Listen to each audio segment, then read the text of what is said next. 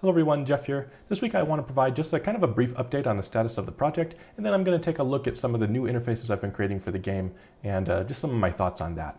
So the first thing I did last week, which is why I didn't provide an update, was just port a lot of the features we created for the character creation demo into the full game. So you'll notice that now in the full game, which is what we're looking at here, we have the news and updates window. It's kind of saying things like character creation demo, but we'll sort that out later.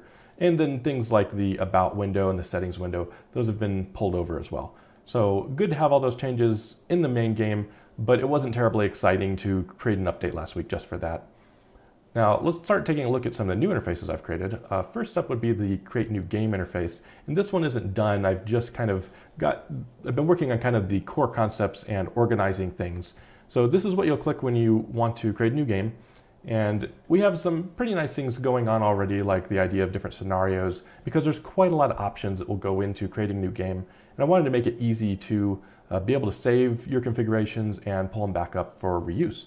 So again, not a whole lot to look at here now, but you can kind of see the direction I'm going with things where, for one of the most interesting things would be the content options, which is where you'll actually set up what mods, what plugins, what regions and what character species are available for play in that particular game or on that server in the case of a multiplayer game.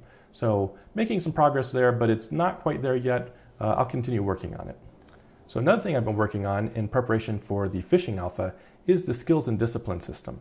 And this is how you basically level up or progress your character in Antilia.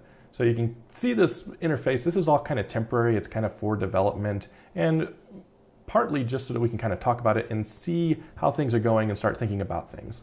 So as you can see on the left, there's a list of disciplines, which when you create your character, you'll be familiar with those. They're kind of the same disciplines. I don't have icons for them all yet, but we're getting there. And like I said, this is all kind of temporary, just kind of laying things out. It's not 100% functional, so I'm not going to be able to click on things and go around too much here. But I just wanted to kind of briefly present the interface and talk about kind of how this is going to work. So we've arranged these in these kind of vertical specialty columns. Each discipline, like fishing or gathering, will have several of these vertical columns, and then each column has these horizontal rows that are kind of the difficulty tiers, not really difficulty, but progression tiers. So you have kind of like your novice skills, which are always unlocked, and then you progress into the intermediate skills, the advanced skills, etc.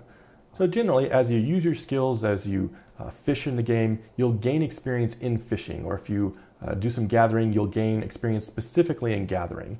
And then those experience points for fishing can be spent unlocking things in this fishing skill grid. And if you take a look here, you can kind of see some of the things you can unlock. There's passive abilities, there's skills, which are things you can actually put on the hotbar and activate. There's also things like inventory expansions, special moves, which allow you to use new key combinations to create new effects.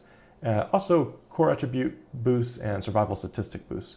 So I think you kind of get the idea. As you gain experience, you can unlock these cells, these tiles, and then once one's unlocked, you can then unlock the individual items in that cell.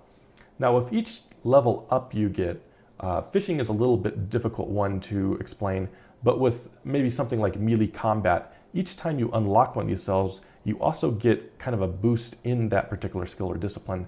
So if this was something like combat skills, by unlocking or leveling up one of these tiles, you would also do a little bit more damage with whatever weapon you have equipped.